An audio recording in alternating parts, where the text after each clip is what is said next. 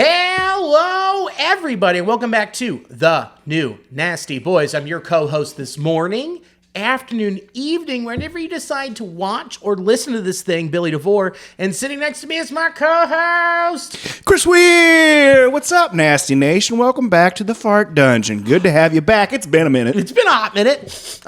Smells just how I remember, and can't wait to add to the aroma. Yeah, let's add to it, buddy. It's been a while since we layered on the smells. Yeah, dude, I feel like I'm going to rip my shorts today. Yeah, why not? We're back. We're Feels back. good. It's been, what have we been doing since we've been back here? Well, we did the live pod. And then we would put that on Monday. And I was like, you know what? It's a short week. You know, we don't need to generate more content than we need to. We're not sociopaths. Come on. We put out some stuff. So thanks for everybody to coming to Binsky's and watching us chug chili and shoot some Malort out of ashtrays and talk with Danny about the Cubs and why they suck. They so suck. Oh my God. A bunch of idiots. Idiots are so bad.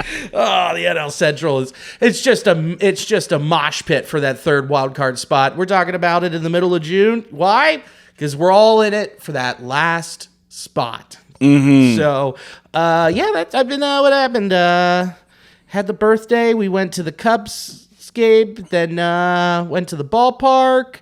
Had some wolf issues, and she's recovered and up to speed. Mm-hmm. And then just had a great weekend, you know, just laying low, kind of, and just watching games from home, and you know, it was pretty awesome. That's awesome. I'm glad to hear Rosie is on the mend, and we just had Pappy's Day. Yeah, Big Poppy's Day. Big Poppy's Day. Shout out to you dads out there. Way to do it. You know, thanks for being half of the problem over here. Yeah, whenever you want to come back with those cigarettes, please, we're waiting. Yeah, I never got that milk. Come on, dude. Never had milk again. All I had was almond milk. I had hazelnut milk. Never a good whole milk again. Did you ever watch Angels in the Outfield? Of course. It just reminded me that the very beginning premise is that he has such a shitbag dad. Yeah. It's supposed to be a wholesome kid movie, and his dad runs off immediately. Yeah. When can you be my dad again? He's like, when the Angels win the pennant, and then motorcycle. Peace. Basically saying when pigs can fly. Yeah, talk to Angels, kid. Kick rocks. Kick rocks. I got fingering to do. I know. You're the state's problem now. Watch that just about every day of my life. Yeah. So good. The dad runs off, and then the kid sees Christopher Lloyd in the outfield. How crazy. That's tight. That's awesome. Think about how many like 90s movies or like anything kid related was always so terrifying to start with. There was a lot of dramatic stuff. Like thinking about back some of the like, this is going back a bit more in generations, but the original Dumbo. That was one of the saddest scenes I can comprehend of just like when his mom is in that cage. Oh, yeah. And it's, it makes sense today. People in cages, but like that was just like, this is a kid's movie, right? And this is what we show them, and it's like, no, you'll be wholesome. This is wholesome. You'll be entertained. And instead, they have just cattle prods. Yeah, there's tasing her in there. Just flogging her. And they're like, my 6-year-old won't be afraid of this at all. My kid's hyperventilating watching this. Thank you. Yeah. Bambi starts with a murder, famously. Yeah. Well, now that scene's done with. Let's hear what these old crows have to say. Surely this can't go off the rails. Oh, boy. We have to put up a warning before this now. Yes, we do. Oh, God. And then, and then even like other movies, even from like the 90s, and said like, All Dogs Go to Heaven. The last scene is like the dog is in the bed with the kid, and she's like, am I going to see you again? He's like, yeah, you'll see me soon. And then just hops out the window and dies. Yeah. And they're like, yeah, no, we'll show our kids. This is how we'll teach them death. I know Pixar gets a lot of heat for being pretty emotional and pulling on like heartstrings, but this would make you just like it would have like an imprint in your brain as a child. It was like, oh, this is what fear feels like. Yeah. This is complete sadness. Yeah, and I need to experience this and hold on to it so I can grow because my dad just left on a motorcycle. Brought it back. Good job. Yeah. The lesson is if your professional team is good at baseball, your dad will come back. Exactly. This is what we've been waiting for. Just the Reds to be good enough for our dads to come back. I know. In their 30s. Sorry, White Sox. Sorry. Bummer. It really blows. Oh, man. That was so fun. I saw this TikTok. Heard of it? Heard of it? Getting banned by Name the government. drop. Oh, hey-oh. On TikTok, there was a... that last scene when I was talking about when all dogs go to heaven, the dog where Burt Reynolds is talking to the kid, and he's like, "Are you coming back?" And then Burt Reynolds is like, "Yeah, Mom." Turns out, I didn't know this, the kid actor who voiced the girl, like, died. Like, immediately after that? Like when they were... And cut. Then cut. Bang! Well, all voice actresses go to heaven. Oh, my goodness. To the pit! That she, like, died in, like, a car accident or something, and, like, all of her lines were done. Mm-hmm. But Burt Reynolds' last scene with her wasn't done. And they said, he's like, "I will finish this movie, but everyone needs to leave except for the engineer in the other side of the booth," because he was just, like, sobbing and trying to hold it back. Oh, man. So it was like, all dogs go to heaven, and then I'm going to die in this movie, but this girl's already dead, and I have to say my last goodbye to her. Pretty emotional. Oh, man, that's so sad. What about baseball? Now that we talked about all the saddest movies we could think of from our childhood, Yeah. I don't know, like Dumbo, his mom got cattle prodded. I mean, Bambi, they shot her in the head. What is it? The adventures, the go down under or whatever, the little rats. Oh yeah, there's Five Goes West. Is it the event? Not the Avengers. It's the rescue. The rescuers down under. Rescuers. Yeah, and that's terrifying to start with. Because they have to go to, like, the rat UN, and they're like, "You have to go fix Australia," and they're like, "We can't. It's a prison country." What? That's the whole premise. There's a lot of movies like that where the whole premise is just like,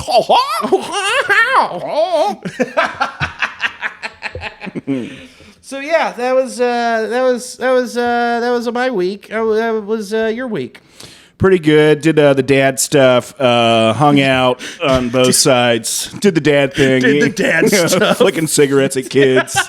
Grabbing everybody's remotes. Like, get the hell off of that. Yeah, you want to learn some new words today? Come on, watch me do push-ups in the garage. Actually, that's more uncle stuff than dad stuff. Sorry, I'm not officially a dad here, so I do the uncle things. I do so many uncle things. I do so many uncle things. That sounds That's so wrong too. I do all the uncle things. I do all, just big uncle stuff energy. Yeah. No, went over to my folks' place. My brother grilled out some awesome food. That was cool. Went over to my wife's parents' place. They grilled out some food. It was terrible. No, I'm just kidding. No, that was good too. Oh, I almost got him squirting. Gotten Billy squirting over here. That was a real thick squirter. Ripping my pants and squirting out my mouth. Woo! Plot twist. Yeah, it was just a lot of grilled out food and draft beer. That's pretty much, Oh, we also went to St. Therese Fest. It was like a local nice. Catholic school fest. You got there. A lot of gambling, a lot of drinking. It's just stupid fun. You're getting drunk in a fucking parking lot. Did they have the rat race? No, there was no rat races. They used to have like little fake duck races. They have like go down like a stream and stuff. That got intense. Oh, I bet. Yeah, especially when they were juicing. There was HGH involved in my ducks. I played beat. I donated money to the school.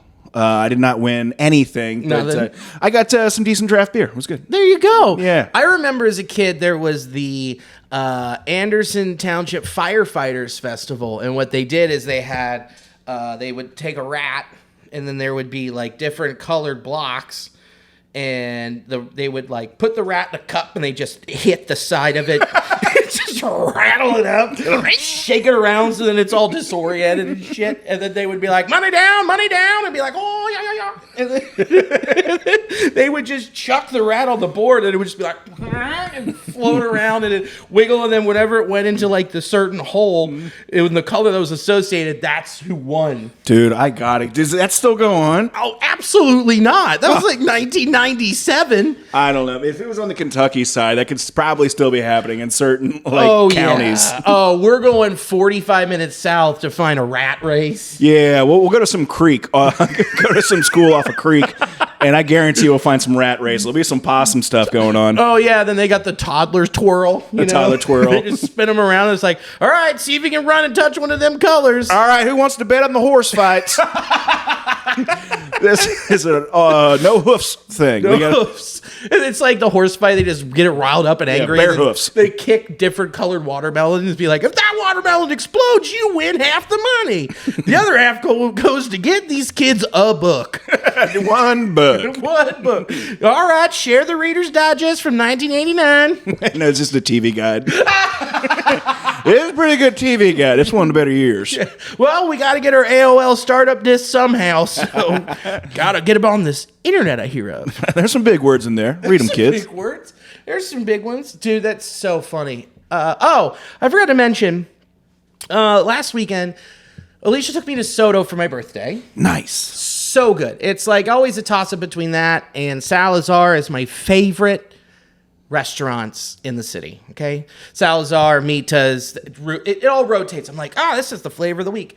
So we go and we're on dessert, and we had the same server we've had the past couple times. So it was a requester. Heather's great, and dude, I shit you not, the guy comes out with a runner with the 4 Italian donuts and our 2 little sorbet and our ice cream. Mm-hmm. It's got a little candle on it, and he looks at me. He goes, "Dude," and he sets it down. I go, "Yeah." He goes, "Do you host a podcast?" And I go, "Yeah." He goes, "A Reds one?" I went, "Yeah." He went, "I saw a clip of you chugging chili out of a beer pan." and I was like, that is me. Oh, man, you have such a diverse palate, buddy. I'm eating these fine foods. I had chicken mousse, chicken liver mousse, and then these crazy pastas, and then they bring out my Italian donuts and this crazy lemon sorbet, and the guy's like, "Hey, you chugged chili out of a bat once, huh?" It's like, yeah, I did. Yes, I did. And I sipped my martini, which had chili in it. Yeah, he knows. It's all up front. Dude, he fucking chugs meat out of a plastic bag. Don't believe him. Don't believe him. The guy's a liar. He's a fake. He's a big fat phony.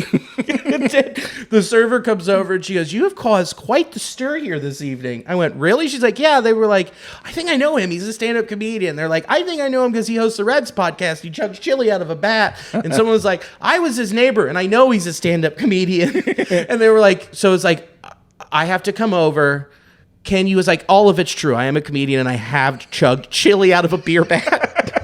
And she's like, "Well, everyone wanted to talk to you. And so we knew you were eating dinner. We wanted to be polite." I was like, be rude as fuck. Yeah. Fluff my ego all the way up. Can you chug this can of Skyline in the back for the cooks? Really brighten their day. You know what's really cool about Soto is you go in the back and there's like a window where you can see him make the pasta. Oh, nice. And so I should have been like, "Well, can I just get under it with my mouth open?" And you just feed it right through. Yeah. That would have, then I could have lived up to the chili chug if they would have done the pasta slide. Oh, it's al dente in my belly. Ooh, good thing I have a little bit of a fever because I feel it cooking. That's pretty cool, man. He got recognized at a food joint for multiple things. Dude, I got recognized for my wonderful dick jokes and for chugging chili out of a bat at one of my favorite restaurants and one of the best restaurants in the city. And then janitor was like, "Hey, did you clog this toilet the last time?" That's really what it was. Like, "Did you clog this thing last time? I told you don't come back."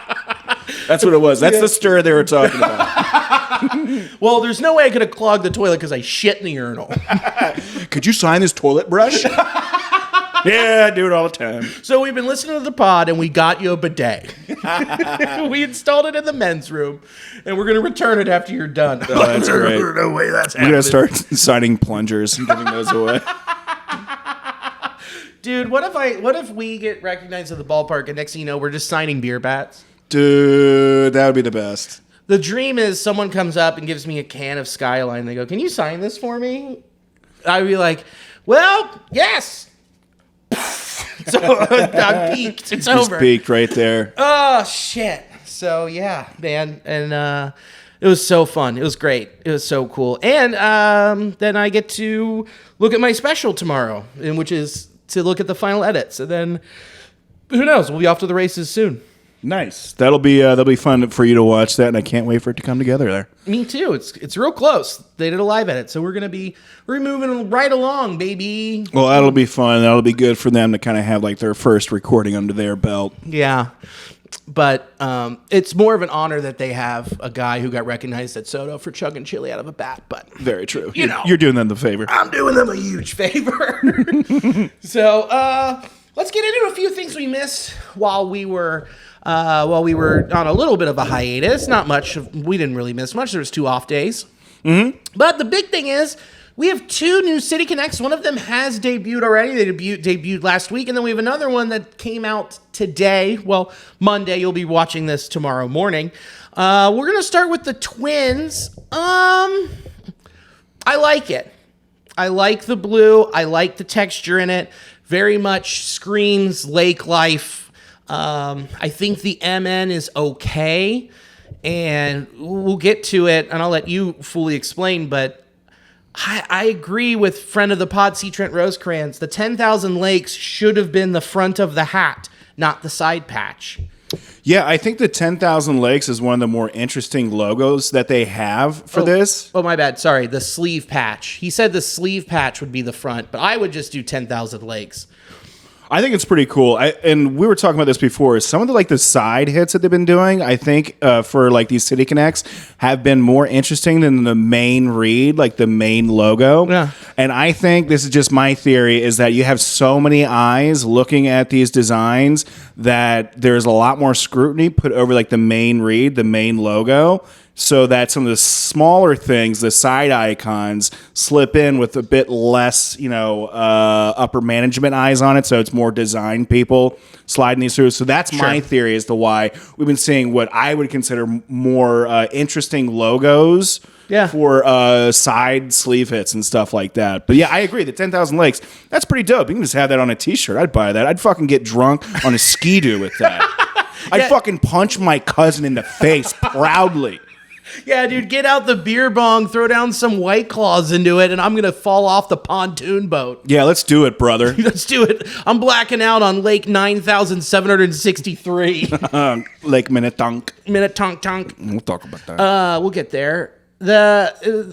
Again, I think they missed an opportunity by making the pants all yellow. Mm. I think that would have been more fun. I mean, if you're going to go in and go with these textures and get real weird with it. I can't see it. The pants gray or going to be blue? They're blue. Blue, okay. They're blue, which is fine, but I mean, how much blue and black can we do with these City Connects? I feel like 2/3 of them are either all black or they've got navy in them or royal, like some kind of blue. Yeah, I feel you. I think like we've been seeing a lot of more of the darker pants, the blue pants, and no one's really pulled the trigger and having like this secondary color be like the pants for the bottom half, which I mean that would be a wild read, but I think the blue it still probably looks good, and just like if they just do a classic white, I mean this looks like a really slick looking jersey. They're not doing too much and doing some interesting things. I think personally with the front logo on top, and I do think this is good. This is one of my more enjoyable City Connects, I think. Of this year or just in general? This year, but also in general too, because I think we've seen some more interesting City Connects recently. Well, not recently, but I'll say this year. Yeah. But no, I think it'd be pretty. I like the MN thing, but I want to see it like the state and the MN over top of each other or something. It just seems to be it's too much differentiation between cap and main chest read, where I think they can incorporate both. And this is something else I was saying. The main hat read, there's a lot of fine, wispy, thin lines in there where it's hard to read from from a few steps away.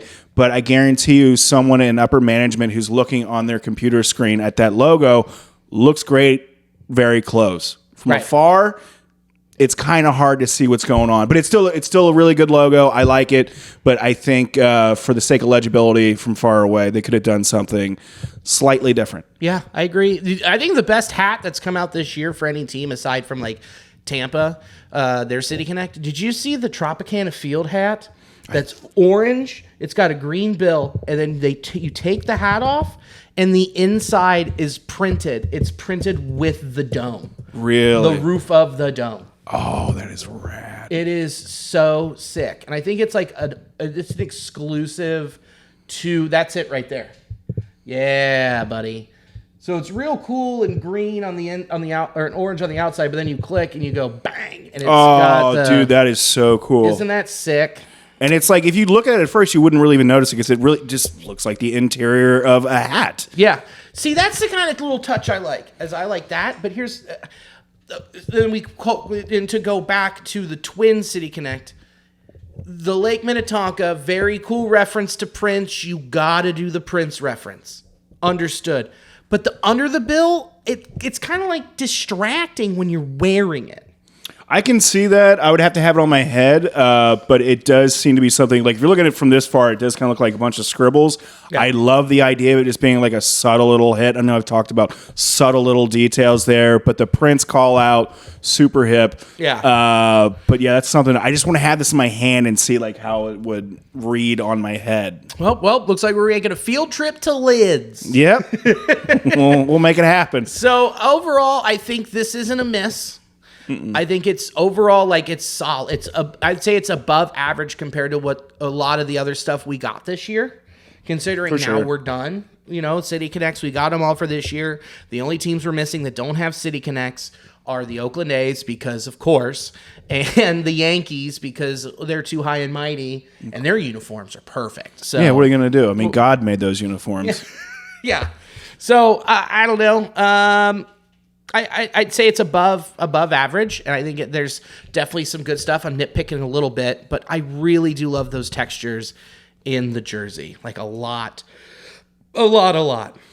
Yeah, looking back at it from just like the photos that we have here, they do look pretty crisp, and I am pretty partial to just like this royal blue gold combo. So I think aesthetically, this is one of the better ones that I've seen this year. So yeah, they took the right risk. And it's not like a lot of the textures we got, like we got really cool texture with Tampa, and then the kind of a miss with Detroit. And then we got, which leads into our next one with the Dodgers, kind of a bland texture. They tried a little bit, but still pretty boring. I will say, I will defend this a little bit. I think in terms of, they have a white front with specklings of color that coordinate with their seats at their stadium. They have the levels, and so the colors that they have in there reflect the colors in the stadium. And I think that's pretty good. And as a texture, it just kind of subtly suggests something. So it's not an obnoxious thing. I think that's good. But what we were talking about before, the main initial read of the Los Angeles looks like there's nothing satisfying about it. It's not enjoyable. There's no personality in it whatsoever. It just looks like another sans serif font that you see on a billboard that we've seen for the past couple years, because that's been the font of the year for how long now? And it's just thrown up, and people are like, well, we spiced it up a little bit. We put the trajectory of a baseball in there. Yeah. Get out of here. This is still lazy. It just falls into the white noise of everything else that's modern with logos. So there's nothing distinctive about it. Besides, when we're talking about something slightly distinctive, it's always the smaller, subtle reads. I do like the number. I will say the font that they use, that for the numbers numerically, I think that looks good. But for that looks nice. But for the letters themselves, it just doesn't really do it for me. And the LA, the D, the little swoosh logo that they have going on there kind of reminds me a bit more of the Diamondbacks. However, I still think that is more interesting than the Los Angeles logo. I do like the piping, like that dark, was it like a dark navy with the bright blue and then that bright red. I think that looks pretty slick on the sleeve. But other than that, the main read lacks a lot of personality. Yeah, I completely agree with you. And it just seems lifeless. And it's kind of crazy that you have such a boring text with a sleeve patch that says Guggenheim. One of the most amazing art museums in North America. And then it's just boring font. Yeah, you will not see this in the Guggenheim. You will not. You might see it out back in the dumpster. The LA and the D, I'm with you with the D on the Diamondbacks. I know that the D kind of goes back to old school Dodgers D, and they kind of mixed it and it kind of, it kind of looks messy to me. I know it's a mix of both, and it's just current and past and all this.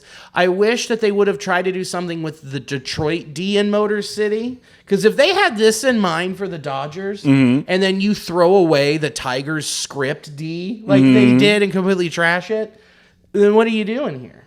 Yeah, it just seems like one of these things, like they didn't want to mess with the main read, so it just comes across as like you're just laying up and came well short. Yeah.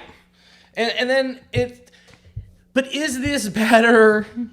Well, before I get there, the texture on the back numbers is cool, and that it is referring to the mid-century typeface during the Dodgers' move to Los Angeles and construction of the stadium. I like the texture. I like the little blue line in here. But then they show you in the tweet, they show you the light blue with the baseballs flying off with their championship years in there. Why couldn't you give me that? It's so much cooler. That little snippet that they have looks way more interesting than any of the designs they have going on here that they're featuring. So yeah, I'm with you. I want to see that powder blue. I love the way they're highlighting the red and the actual front and the back. Yeah. You know, so I would like to see that more incorporated into what they have going on here, where the front and back seem very.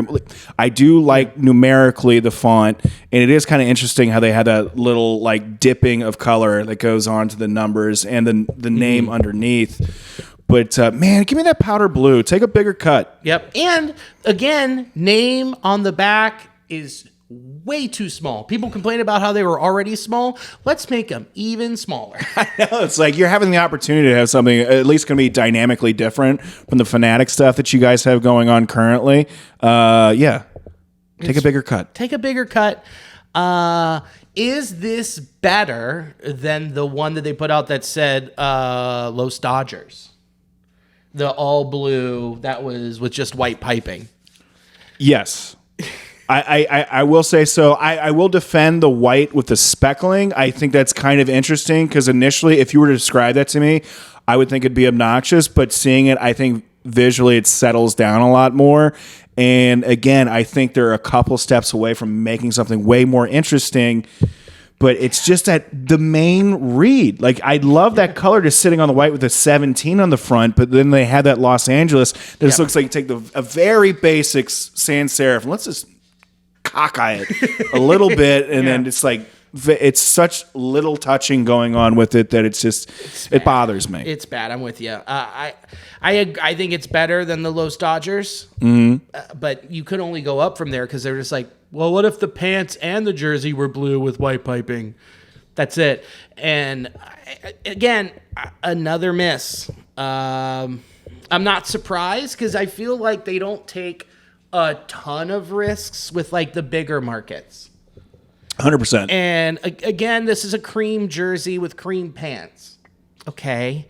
That's not that big of a risk considering cream is like one of the best selling colors in t-shirts in general. I mean, you're wearing it right now. It's hip right now. Yeah. So it's easy to do. So they're like, all right, cream. And then the speckling, I don't know. It looks like funfetti. I love funfetti, dude. Okay. Let me dig into that. You can dig in. You can have what you want from it. But for me, I'm just like, I feel you. Powder, give me. You could have done that speckling on powder blue. That could be wild. It could be pretty wild. It could be wild, but that's what we got. And I think it's just boring. So I just say it's an average drop. I agree. In a town that's known for being eccentric, pretty bland jersey. Yeah, and they'll still sell a ton of them. As it says Ohtani on the back. It says Betts. It says Freeman. So I might buy a few. Yeah, I just need a new Yamamoto jersey. I just want to flip some stuff. That's all I want to do. So now that we have all the City Connects for this year, I want to know what was your favorite, what was the worst, and then what was most disappointing that you're like, man, that could have been pretty cool, but we fully dropped the ball. Okay, I made these decisions before I looked at yours. You fucking better have. Okay, but I will say my favorite just from these drops, and it has grown on me, would be the Tampa Bay Devil Rays. I think the way they executed those designs, they took enough of a risk and also applied some stuff that was in combination, seemed kind of radical, but all balanced itself out with that skateboarding texture, those brighter colors that really just kind of like push the boundaries. Yeah. I think that after giving it some time to see it kind of like in action and see him on the players, it looks pretty tight, dude. It's sick. There's still like a couple modifications. I want to see, instead of like they have like the stroke around like the main read, I want it to be all filled in with those colors. I think that looks so awesome off the top of that black. But I think that top notch. That was a great win. Super awesome. Bottom. I don't think it's going to be any surprise. Yeah. St. Louis Cardinals. Boo. Suck it. Boo. Bummer. Why even participate? That sucked. You took your logo, which I already hated, and made it worse. Goodness gracious. Get out of here. Great balls of fire. Yeah. Oh, my God. And then your most disappointing? Did we have... Were the Phillies this year? Yeah, they were the started. Okay, yeah. It's not disappointing, but when I look at the Phillies, because that was a close second between them and the Cardinals being the worst. Yeah. The Phillies, it looks like a softball team that would sell you Percocets. They look like they're all roided up on HGH. Look at all those players. They look like the trashiest team when they put that on. Oh man, they're just out back selling little needles in the parking lot next to the river by the softball complex. They should all have to wear their hats backwards when they have that jersey on. No helmets. Everyone gets to smoke heaters. Yeah, big long swings, a lot of backspin on them, and then they're just like the green dot softball, so they fly, dude. They're not deadened at all. No, dude, they let the big dog eat. Yeah, grip it, rip it. And with the history of the Phillies, like they could have done so many things, and even just something as simple as incorporating a pretzel. And they didn't. They could have gone maroon and played off of that. They didn't. Instead, they went with navy. And they went with yellow, which doesn't that kind of look like a bunch of the other jerseys and uniforms we already got? Yeah, I would agree. I mean, they just look like a team that just fucking is dealing with like a loss on the team from fentanyl. That's what it looks like. They're in mourning. It's a very bleak team. That's what it looks like when they have those fucking Philly jerseys on. Oh, fuck yeah, yo. Got to get a whiz, dude. Got to get my cheesesteak, yo. Yeah, I'm with you. What about you? What was your favorite? What was your worst? I know I'm kind of burying the lead. Okay. Tampa was my favorite. Okay. Because anytime that you do the research and you're like, Tampa Bay, a city of skateboarding, you're like, okay, because you can't just go out there and say, Tampa, dying Jews. Like you can't you can't make that the city connect. Yeah, it's just someone clearing their throat. Yeah, the sleeve patch can't be a grandma with the oxygen hooked up with a cigarette in her mouth rolling the tank with her. Like asking the server to turn down the air conditioning. Yeah, that's their side patch. You know, or my grandpa blowing his pension at the strip club. Like they couldn't put that as the hat. No. Just like an old man just throwing singles up. You can touch them here. Like they couldn't do that for Tampa. Instead, they fully leaned in and went skate park, skateboard with a devil ray on it. They went all the way in. So it was like, okay, cool. And textured and really leaned into the Latin side of it as well. And then also had a skating event to launch. Like, it was awesome. Nailed it all the way through and through, where a lot of places were like, we have the City Connect and we unlocked the doors. Like it'll be open at 8 a.m. Come and get it, idiots. No, but I agree. Tampa Bay, they connected the city. They had a nice launch for it. Like they did. I mean, hats off to them. That was really, I thought they did it very well. So you said St. Louis, so then I'll switch. I'd say the worst would probably be Detroit. Just because, man, they look, I mean, nothing says, like, I'm a competitor. I'm a true athlete. I'm really going after it. When it looks like I got ran over by a car. Oh, yeah, those look pretty bad. That was the ones where it looked like that was a father-son like duo thing where they went to a monster truck rally, and it's like, this is the thing my kid will remember. This is it. My son will remember Gravedigger at the Dome. He had 8 Mountain Dews. He'll love this. So cool. And then again, another boring sans serif Motor City when they could have incorporated the Script D. And again, another Navy and Royal. Jersey, choking on a burp. That's what we do down here, baby. So there's a lot of disappointment with that. When you also have a rich history in Detroit where, Ford, all, Motor City, and they just literally fucking run it over. So, Rock City, man. Come on. You could have done so much better stuff. There's a lot more things. Like, none of what they did screamed sans serif and basic. No. If anything, they should have gone to a Motown font. Or incorporated the music into that, but they didn't get funky with it. They didn't. Instead, they just went, well, we're already doing Navy and Royal stuff, so might as well. Who gives a shit? We already have this in stock. Yeah, we already got a bunch of this on order that's being dyed by some 6-year-olds in China shipping it over. So. Gary's sitting on a bunch of ring-spun blanks in the back there. Get him the deep royal. Get him a deep royal. So disappointing is the Dodgers. I mean, you have such a rich history that you can go back through, dating all the way back to the Brooklyn Dodgers, and give more credit to that. And especially, you could have leaned in with the Jackie Robinson stuff. They really could have. I was wondering if they're going to do anything with the Brooklyn Dodgers because you're doing two different cities. But come on, that's such a rich part of your history. Yep, and they just totally dropped the ball. I mean, you could have gone back and done some really cool stuff. Instead, nope. I mean, look at what the Marlins did with theirs, connecting the Havana Sugar Kings to the AAA team and enriching a Cuban baseball history and connecting with the people down there. And there's a lot of Cubans. Yeah, dude. You could have done that with Los Angeles. You could have leaned into a lot of the Latin flair. Instead, you don't. You could have got some cholos, dude. Yeah, dude, if they would have put out... Are you thinking the same thing I'm thinking? Los Doyers? No, I was thinking they're going to put out pants that were just like the capris.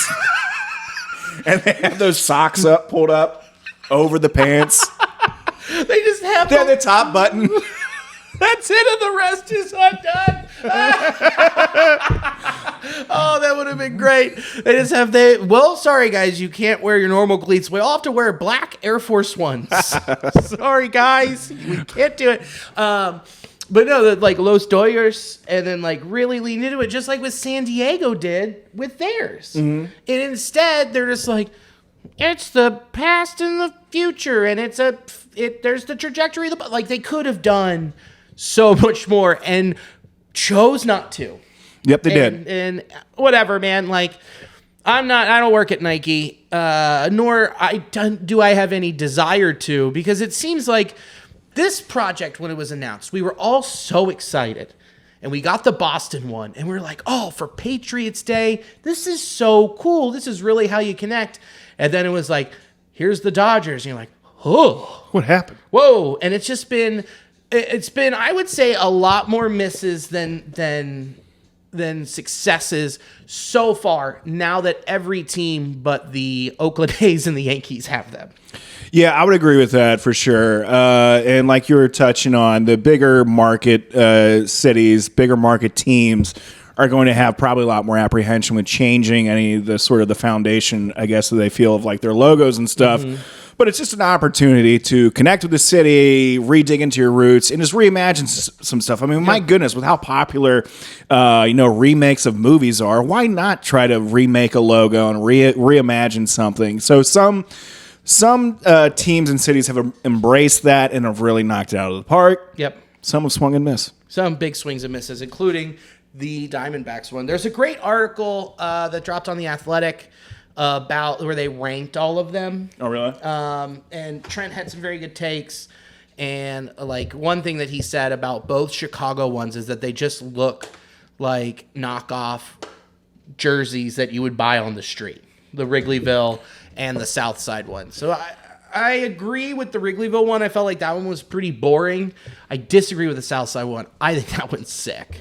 I do like the South Side much better, at least than the Wrigleyville. And the Wrigleyville, I get it, but at the same time, there's so much more of a rich history with baseball in Chicago that I'd be disappointed. Why isn't in the Wrigleyville one? It's solid navy, right? Why aren't there those light blue pinstripes going through all of it?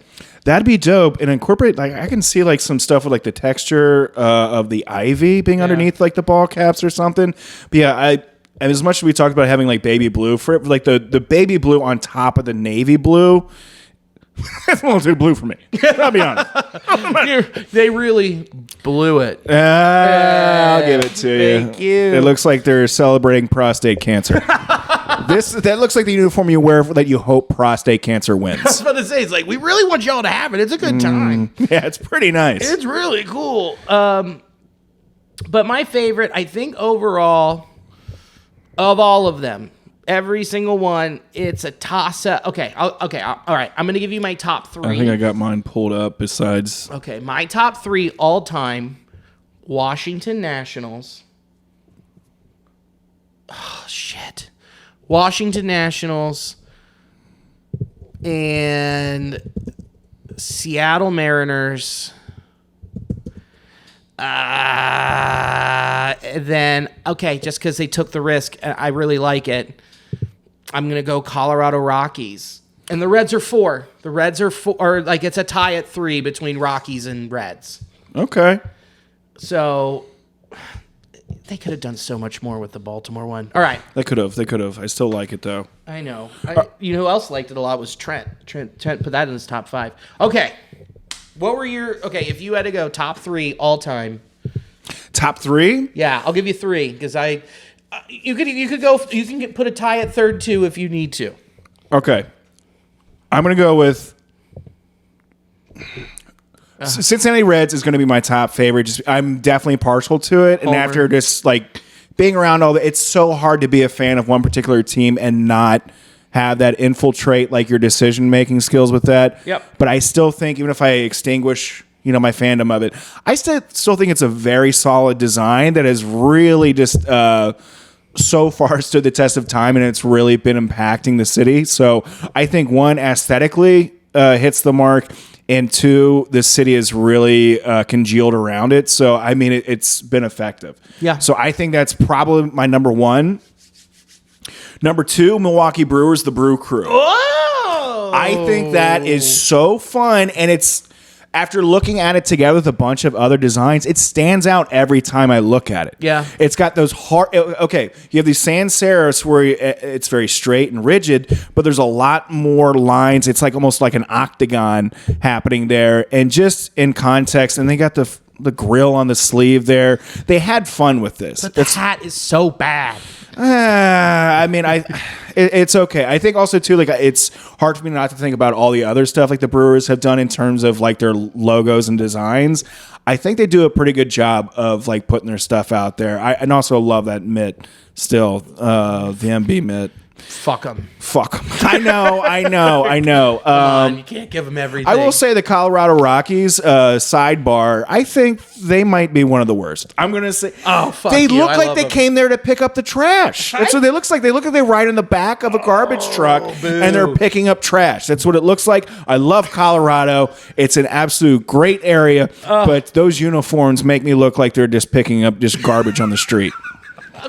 Okay. I love that they connected it with the license plate in Colorado, and it starts with the white, and it goes green and into the pants. And then they also incorporated Wonderful Colorado, the sign when you drive in. Very cool. And then the hat fits where it's kind of like, it looks like it should have been a trucker hat. Because that's what everyone wears out there. So I think it connected very well with that. But again, if you think they look like they're picking up trash, I can't help you unsee that. I mean, they'll look great grabbing my recycling every Monday. That's what it looks like to me. The Waste Management Rockies. Exactly. Okay. I think, honestly, if I'm going for number 3, it is a little hard, but, man. Miami's is great, too. Miami's, it's fun, and I do think about that one a lot more. You're seeing it a lot. I'm associating that a lot more with their team, but I am probably going to go with the Tampa Bay Devil Rays. Okay. I think that the more I look at it, the more it stands out from the pack. Yeah. Washington Nationals, I am partial to that little flower thing that they have there. I think that is just a really subtle thing that works well. Yeah. But those would be my top 3. The Reds, Tampa Bay, and then the Brew Crew. Those are pretty good. I'm gonna add a 5th. Miami is just so good. And then round it out basically just in general. Then I think the other ones that I like would be Seattle. I put them in my top 3. San Diego and the Rangers to round out. Like those are X. Those are the ones where I'm like, that's cool stuff. That's cool stuff, guys. You did a good job. The Rangers have like the Gothic TX and then the Pegasus on the sleeve. But again, it's got the stir. Oh, it's got the stir in the back where you can kick your garbage can. No, I do like that. That's pretty cool. That fits Texas. That fits. It totally fits. So now we're just done talking City Connects for the rest of the year. It's over. All right, we're done. We did it. It's fucking done. We connected. We connected to all your cities, and we feel pretty good about it. Feels pretty nice. Call us. Call us. Hey, ASL your city. Yeah. So, also when we were out, there were some players that got suspended, 1 for life, 3 for a year for betting and violating MLB's gambling policy. But the big one that came out over the weekend, Pat Hoberg, umpire, accused of breaking MLB's gambling policy. Pat Hoberg wasn't just like an ump. He called a perfect game in the 2022 World Series. Like he was so good at his job that people were like, man, he's one of the best in baseball. And then everyone's like at the beginning of the year, like, where is this guy? We haven't seen him all year. Well, turns out it's because he's under investigation. And MLB went, you bet on something. You did it. That's a bummer. It's such a bummer. Because, I mean, this guy, calling a perfect game is no joke. You see how rare it is with umpires. It's a very difficult job to have. And he's at the tippy top of it. And figuring out now what's going to be coming out from this. He says he did not gamble on any baseball games. And if that's the case, I just don't care. Yeah. I honestly couldn't care less. If he didn't bet on baseball, why do I care? Yeah, exactly. Here's the thing. Like, I guess you can't bet on anything if you're involved in any sport whatsoever, which I think that's dumb. I think you should be able to do with what you want with your money in the off season. And as long as it's not affecting your job, it's legal. Go for broke if you want to. Not my problem. So, and if it does start to leak into your professional life, and you are betting on baseball, and you have the chance to manipulate the outcome of the game, then we have a problem. Yeah, I think they're getting too generic with their rules. They need to be very specific in the age where gambling can literally be done on your phone. Mm-hmm. So I think they need to get this stuff figured out sooner rather than later, because this isn't going to be the last story we hear about this. No, we're going to hear a ton more about it. And I have a little bit of a theory here. Lay it on me, pal. Here's my theory. So those 4 guys who got popped the beginning of last week, right? One for the rest of his life, and the other 3 for the year. And in that same breath, they went, "Oh, also, Shohei's been cleared. The investigation's done. It's over with. It's over."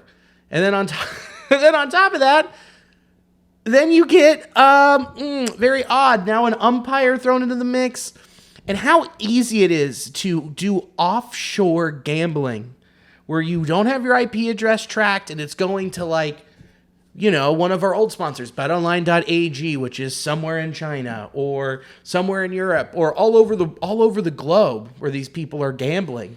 It's so easy to bet illegally, you guys. It's so easy. Unless you're an umpire for a professional sport. Right. And then they go, we got to throw another one under the bus to create separation between the Ohtani Ippei situation. How many scapegoats for a goat? I think a shekels, 80 million shekels worth. Sounds about right. We'll figure out. Yeah, they're just going to keep building up the pile.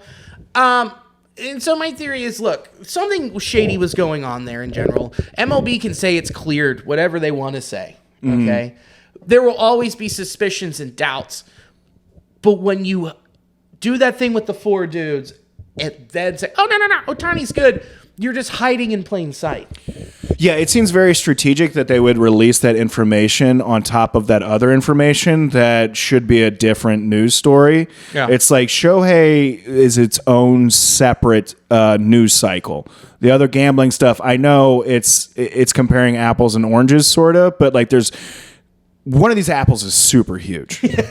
He's only like the unicorn, the cash cow for the league, a global cash cow. Yeah, so it definitely feels like they're laundering like some of these other we're really tamping it down, this gambling stuff here. And Shohei's fine, don't worry, we already took care of it. Because look, we put on she's 4 guys. Come on.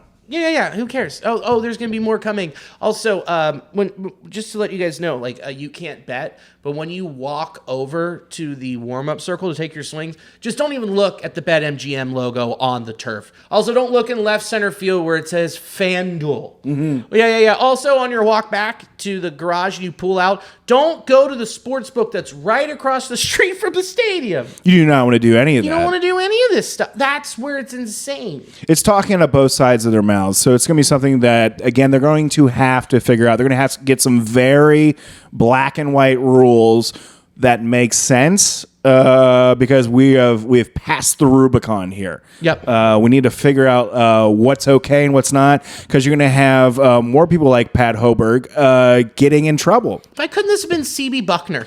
Why couldn't C.B. Buckner have a horrible gambling addiction? God damn it.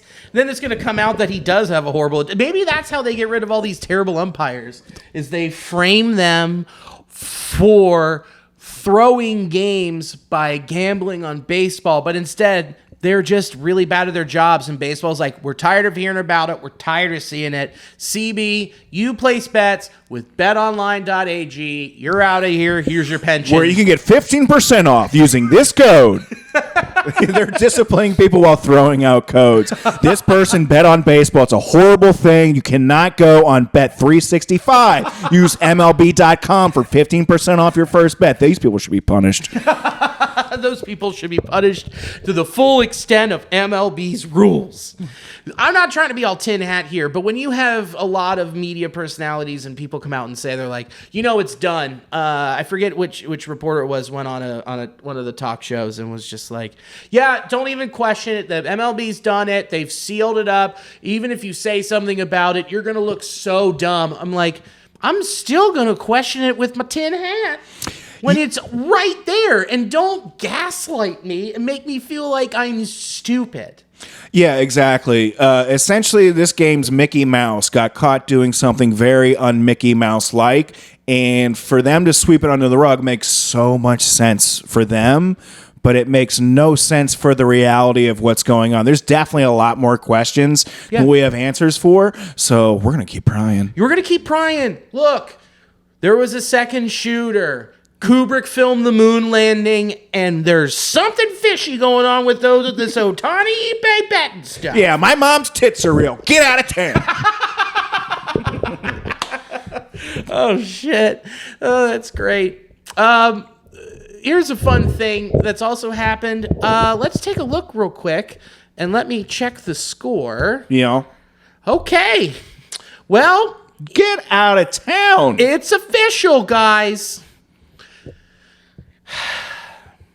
Grimace threw out the first pitch for the New York Mets. Since doing that, the Mets are now 6-0. Last summer, we had the Grimace milkshake take over and murder a ton of people on TikTok and Instagram. And this year, we have Grimace throwing out the first pitch and the Mets winning 6 in a row and coming back to life and swooping into the mosh pit that is the NL third spot wildcard race. I think the Reds need a Grimace-like character, a fast food icon to come out and throw the first pitch. I think that's what's going to just really elevate this team to secure the third wild card spot. I'm down for it. There's nothing about that does not sound fun. I dig that. And I think as far as this Grimace character goes, we need to get the Supreme Court involved. They need to step in here. This has gone on far too long. Yeah. He's hiding the bodies in Citi Field. That's what he's doing. Where are those bodies, Grimace? Where are they? We saw so many people foaming out the mouth. All that purple stuff we know is you. You got a bunch of weird driver's license that have no explanation. When you threw out that first pitch, 9 fake passports flew out from under your costume. You got a bracelet that keeps getting more and more gems every week. What's going on there? What's going on here? Why do you have 9 ankle monitors? But dude, okay. So Grimace threw out the first pitch. They've been crushing it. Okay, again, 14-2 is insane. So my question to you is, who would you like to see throw out the first pitch to then inspire the Reds to go on a Mets-like run? I would say somebody dressed up as Billy DeVore. going out of the bump with chili over his mustache, just shoving off that hill. Okay. I think that would inspire, a 14-run win streak there, at least. At minimum. Yeah. Okay, so you're saying you want Manny Matheson to come to Cincinnati and throw out the first pitch. Sadly, he's already done that in Chicago this year. He already did it for the Cubs. So I've got my Matty tracker on. All right. I will say, and this is probably like it might be the thing you're thinking of. If we had to have a Cincinnati fast food mascot, it's got to be a big boy. I was thinking the big boy, but since they kicked him out of the ballpark last year. He's done. I know. You can't show bring your him penis back. to that too. Yeah. No. But I mean, come on, those kids were asking for it. They were totally asking for it. He's got the platter up with the hamburger. You got a free hand. Mm-hmm. Might as well. You'd be surprised at how fast he can get those overalls off. Dude, just bang, bang in that quick little pocket. Holding the hamburger. Got to see the hot dog. There you go. Yeah, come on. Okay, well, I think if we can't do that sex criminal, let's go a different species. Let's go Buc-ee's. Okay, you got to get the Bucky. Okay, I think enough hillbillies would get excited about that and come on out. Oh, of course. I mean, shit. When we were driving in Indiana, coming back from Chicago, they had a sign that said 437 miles to the next Buc-ee's. That is crazy. Just to taunt you and be like, "Yeah, we're in Kentucky. You got to drive through Indiana, Ohio, get down there." Buc-ee's would be a good one, considering they're opening one in Dayton. And after they pitch, they cut them up. They cut him up. Bucky Beaver on the board. That'd be great. Okay. Who you got? All right. Here's who it's going to be. And this is a deep dive. All right. It is going to be the Hawksworth blood drop. Okay. Have you seen it? Is it like just a big drop of blood? Yeah. All right. It's just a giant drop of blood.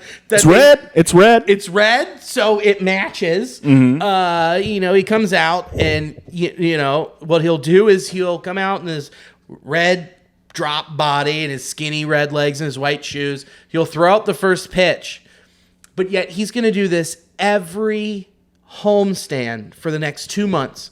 And here's why they're going to do it. What he's going to do is after he's done throwing, he's going into the visitor's dugout and asking them to sign up for the blood drive. Every single person, like, hey, sign up for the blood drive, save lives. Hey, sign up for the blood drive, save lives. Either A, they sign up out of guilt and they're like, fuck, fine, I'll do it. And then they have to be taken out and they go do it in the back and they come back, they're all woozy and they're not good.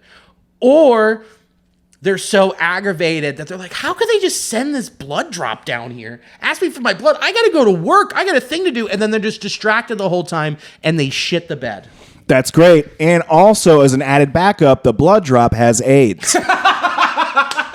All the teams get HIV immediately. Yeah, they've been sharing spider tack. That don't get them the low iron will. The iron will. I like that. That's fun. I mean, a big drop of blood throwing something out there. I mean, I love how garish that would be. It's a lot. But I know just a fun thing would be the UDF Maltzilla. Oh, that'd be good. That'd be fun. But that's just like local. And people would be like, oh, that looks delicious. And it wouldn't grab headlines like a terrorist like Grimace. Yeah. A blood drop really gets people's attention. Yeah, that's startling. I'd say, what about this? What about the polar bear Icy? Ooh, buddy, you're talking dirty to me. Oh, I love that. He can throw. Ooh, I bet he's got some wicked off-speed stuff. Dude, he's got a knuckleball. For sure. I was going to say he's got some cold knucks. Paw ball. Wait, it makes sense because they switched over and the little lemon chills and stuff, that's now Icy's in the ballpark. There we go. That's who we got doing it. Pretty great. That's fantastic. Worked out. But just blood throwing. That's cool. That's also blood all over the ball. He hands out all the balls like covered in blood. They're like, we didn't rub these down with the normal bud. Instead, it's just blood. Y'all got HPV now. Yeah. Sorry. Welcome to Cincinnati. We're going to Cincinnati. We're over our chili and botched transfusions. Here you go. Oh, positive is the blood. You're fucking dead. Also in Reds news, it happened, I believe it was the L.A. De La Cruz bobblehead night. Mm-hmm. We need to give our roses to the one and only William Hendon. Give it up for him. Give it up for William. He really did it. The guy made it happen. This 19-year-old legend hopped over the fence, ran into center field, got almost stopped by a cop, and then he stopped with his socks on and did a backflip and then kept running to try and get away, and then the cop tased him. Pretty rad. That was pretty cool. It was so cool. Here's my thing. One, were you impressed at the jump down and the pure speed the kid got in socks on a lightly damped field? To some degree, yes. I was impressed with that, but I was far more impressed with the backflip. That was something that differentiated himself from a lot of the other guys that run in the field. So I was impressed by the backflip. Yeah, I was very impressed by the backflip. And then also being in court the next day with the jersey still on. And then the judge saying, well, you attempted a backflip. And then he went, actually, I landed the backflip. Shut him down. I know. We might have a difference of opinions on this kid because, what he did was inexplicably cool as shit. Yeah, it was awesome. He went out there. He said, F the law. I'm going to do a backflip and all that. That's inherently pretty cool. He does have the air of like a Covcath kid. It's a very upper echelon private school. Like the kid that was from Covcath that wore that MAGA hat. I'm sure if you guys remember that. He had the air of a kid that's like, I'm not going to have to face any consequences. It was crazy. Yeah. Someone hold my Sperry's. And they did. Yeah, they did. They did hold his Sperry's. He knew he wasn't getting enough speed because the bottom of those are just bowling shoes. Yeah, slick. Premeditated. So, he knew what he was going to do, and I will give it to him that inevitably, like a class clown is going to do something that is wildly hilarious. Yeah. So, I mean, I'm talking about, he seemed like the class clown in the fact of like, oh, what you're doing is mostly like sex crimes hilarious. But every once in a while, when you break the law, it is so cool, and this was really cool. But I will say, this is one of the first times in my life where I watched a vigilante sort of situation where I was rooting for the cop. Oh, you son of a bitch. When he tased him, I was like, you get that piece of garbage. You get that little punk. That's what I felt. Wow, you're becoming an old man. I know. I believe me. You're doing I never root for that side, but this time I was like, man, you stuck it. You stuck those tasers in them. That was a good job. Let all the other kids see. This is what happens when you stay out late. Wow. I know. You are a fool. Get off my lawn. Get off my outfield. Get off my outfield grass. You're ruining the grass. You know how much time it takes to manicure this field? It's exhausting. But for that same token, I do appreciate he had his shoes off. So he did have some respect. Okay, yeah. And like you said, we were both impressed by the backflip. Were you ever at any point in your life able to stand and do a backflip like that kid did? Not a fucking chance. No way. That's why we're both comedians, because we didn't have the moxie or the will to learn. We'd be out getting pussy right now if we could do backflips. Instead, we're in a basement that smells like farts. And that I'm sweaty in. I am pretty sweaty. But more horny. Just got to clarify. Good. Yeah, just the good. That's why I like it. So, yeah, dude, like, all right. What's your take on this guy? Okay, I think he's a legend. I think he rules. Okay. I think, here's the thing. After doing a little bit of research, and it came out, his grandma's a judge, or was a judge and retired. Makes sense. His family is all in law, and, he might have someone higher up in Ohio Supreme Court that he's related to. No responsibilities.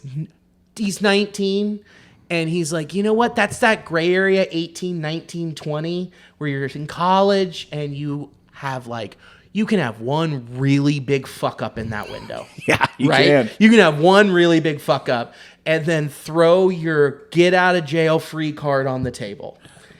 This is how you use it, dude. It really is. It's how you use it, as in, fuck it, I'm running onto the field. I'm going to... And here's the thing. He wasn't intending to hurt anybody. None of that. Where it was just like, I'm running on the field, I'm doing a backflip, and then I'm running. Here's where I have the problem. When he got tased, if you're a cop and your job is to defend people and make sure that they're safe, you better run and catch a 19-year-old. Yeah. You need to catch him with your hands. Tasing him? Does he have a gun? No, he doesn't even have shoes on. And you take 3 steps and go, nah, bah, lazy. That is Lazy police work. And you know what? They have other field security people that could have gone out. And then next thing you know, you have Yakety Sax playing. He's circling around the outfield. And then eventually they tackle him and get him. Instead, you take all of the fun and wonder and whimsy out of some 19-year-old teenage horned up boy full of testosterone and Busch Light and dollar dogs. He just horned up. And instead they just go zap, zap, zap, zap, zap, zap. Laziness. I will agree to a certain degree. I think this cop saw like, oh my goodness, I'm going to have to take out this kid. I'm going to have to tackle him. And they did that backflip. He was like, oh, fuck. There is not a chance I'm going to catch this young whippersnapper. None. I'm going left side. I'm going to go pull my misdemeanor out. And then, so he got him. Guys, I just think from his perspective, after he saw that backflip, he was like, oh, no, dude. I'm not going to get – this is going to be way more embarrassing for me to chase this kid around and essentially do polls for a half hour. So he was just like, no, dude, I'm taking care of this right now. And also sending a message to all the kids, you can't just run in here. No, you don't run on Joe Cool out here. It's like, all right. Just because you think you're cool and you have a sleeve of tattoos doesn't mean you're actually cool. You're actually still a cop. So, fun fact. And then just pulled out just zap, zap. Here's, look, okay. It was a nice crescendo for how it ended, but I do agree it could have gone on a while. It could have gone on a while, and it could have been way funnier. Yeah, he would have gotten away from those guys. I'm pretty confident. I don't think he would have. I think it would have gone around a little bit. Okay, so here's the thing. Like, I don't think it would have gone much longer. Yeah, he had a good first couple steps on him. Mm-hmm. The kid got some speed, but then there's also security that comes out from behind and can come around and go out other places. And he probably didn't want to do anything more than just doing the flip. Exactly. That's all he wanted to do. Instead, he gets tased. I am glad that they have an open investigation on abuse of force. Woo, on the cop. Girl. So I'm really glad that they did that. And I hope that he has to get restationed because he was too lazy to take 5 more steps.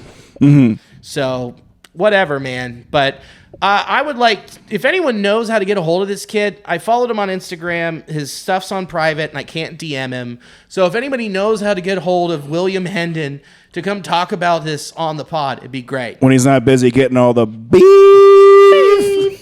That still isn't the most impressive Great American Ballpark. It isn't. Foray. I was there in 2015. Do you remember that one? You were there for that one? Oh, yeah. Oh, man. Hey, Billy, can you do me a favor? Can you grab me a beer out of there? Just whatever you can get. Because it is a little toasty in here. I think we got the... Here you go. You're getting that one. Oh, Cincy Light. There you go. Okay, so 2015, Justin Buchanan. Okay, so it was a doubleheader that day. Doubleheader against the Cubs. Went to both games. So got a little lit first game. Was a doubleheader. Yeah, and then went and met Alicia's dad and stepmom at Yard House. Had a little snack, had some more beers. Then went to the ballpark, and I'm like, whew, this is a good game. It wasn't. I was just having a good time. And all of a sudden, just this kid leaps out on the left field line and sprints up to Billy Hamilton, puts out the fist, and Billy's like, no. And he goes, fine, whatever. Runs. And then the cops come out, and the kid, I swear, it was a hop and a push, and he pushed off of center field and then sprinted right between the smokestacks and then hopped the 2 fences, parkoured it, and next thing you know, he was just on the street, bolted, and got away.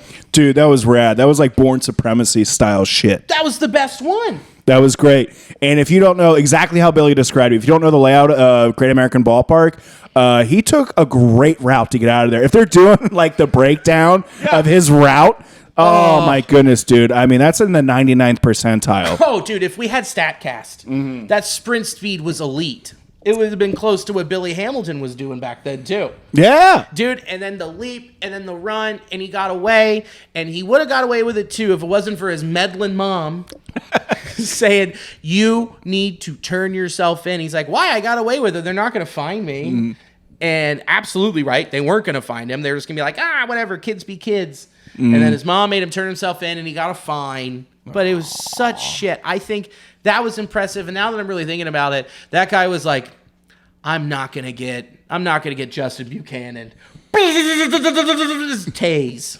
Yeah, I think that was that too. Like, that could have been the back of that police officer's mind. It's like, we've been over this. We cannot have another Justin situation go on here. It has to end here in the outfield. If he gets past the warning track, we're done. It's over. Game, set, match. Yeah, dude, that guy, the way he planned it looked like that was prep work they did for like Ocean's 11, where he like built a similar Great American Ballpark in his backyard to scale somehow and was able to practice that. Do his sprints, dude. Or he was just practicing his high school field. He's like, I think I got a good idea on how to do this. Mm-hmm. But very cool. William, I hope that you enjoy your get-out-of-free jail card and, pay that small fine. Hopefully that cop gets sent to another ballpark, So, So, very cool stuff. What was really cool is our friends at Reds Daily put out a card in honor of him. I saw that. That was pretty funny. Very cool. So, go get one of those while you're at it. Let's talk about the week that was with the Reds. Let's do it. Let's get into it. The Reds ended their homestand with a 4-2 record. Took 3 from the Cubs, from the Guards, and then lost one of the Cubs and lost one of the Guards. So that's fine. That's, winning homestand. That's what we need. More of that. Yeah. Not so great. Lost 2 out of 3 in Milwaukee. They've won 8 straight series against us. Yep. They are really making us look like little brother over here. They are. I will say, though, that series, the Reds did look good. There was just a handful of things that went wrong for them that we'll talk about in a bit. But all in all, I will say that was a good series for the Reds. It was. It was definitely like a building block where it's like, man, they were in all of these games. They won one of them. They were in it. They came down to plays at the plate. Exactly. Especially it was so Sunday. Close. Yeah. And Sunday was the right thing. I think that as soon as that ball launched, I think that if Stewart didn't hesitate. Yeah, dude. When he hesitated at second, that's when you knew it's like, man, it's going to be too close. Because it's 2 outs. There's no need to hesitate. Just fucking You know what's go. going on. You need to get a good secondary lead. You know you're going off the crack of the bat, anything over your head, and he was not prepared, and it came down to half a step. Yep, and that was the big thing where you're like, really, dude? That half step, that could have meant tying the game. Yeah. And instead, they dropped 2 out of 3. Not saying that it all culminates to him, because there was definitely some other stuff that we'll get into. But let's launch right in with the first game against the Guards. It was a bullpen day, and what really sucks is you were hoping that you were going to get some more length from Nick Martinez, but they were also at the ready with getting Sam Maul ready. Mm-hmm. Nick Martinez, 1 2/3, 4 hits, 3 earned runs, 1 walk, 2 Ks. The magic finally ran out with the opener situation. It was inevitable, but it was a great run. Yeah, it really was. And not to say it's not going to work in the future. So, yeah, that's just going to happen. But for the most part, when the Reds do a bullpen day and when they layer Martinez in there correctly, it seems to work. It but does. Not this time. Not this time. Not this time. Fernando Cruz gave up a bomb, and Buck Farmer gave up another run to seal the deal with a couple walks.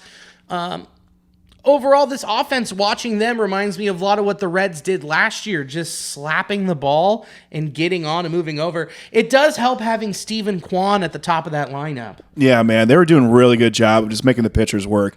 We didn't have the greatest control, but as far as what their offense was doing, they're hitting, foul post to foul post. Yep. I mean, you can say it better than that. You sure can, but it's fine. Yeah. You get the idea. Yeah. But overall, bummer, but Cleveland's offense pretty good, and you're throwing a really good pen at them, but, the more bullets you put in the chamber, eventually the gun's going to jam, and it jammed a couple times. I like that saying. Thanks, pal. I just, whipped it up on the spot. Oh, damn, dude. And then followed it up with Nick Lodolo, who went 6 innings, 2 earned runs, 7 hits, 3 walks, 6 Ks. He didn't have his best stuff that day, but again, like we just talked about with his offense, 6 innings and 2 earned runs is really good against this team that is top 10 in offense in top 5 in offense in all of baseball.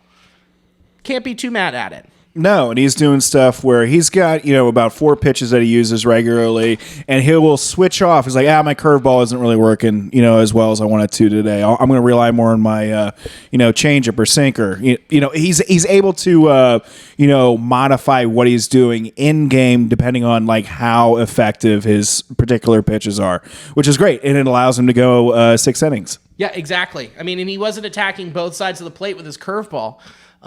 Which he, normally tunnels it coming in on righties. But here's the thing, man. Like you said, he didn't have his best stuff. He went through with a very good offense and showing you that he is one of the most important pieces in this moving forward. Him and Hunter Green, which we'll talk about him in Milwaukee next. But, can't believe they won. He put him in a position to win, and they did it.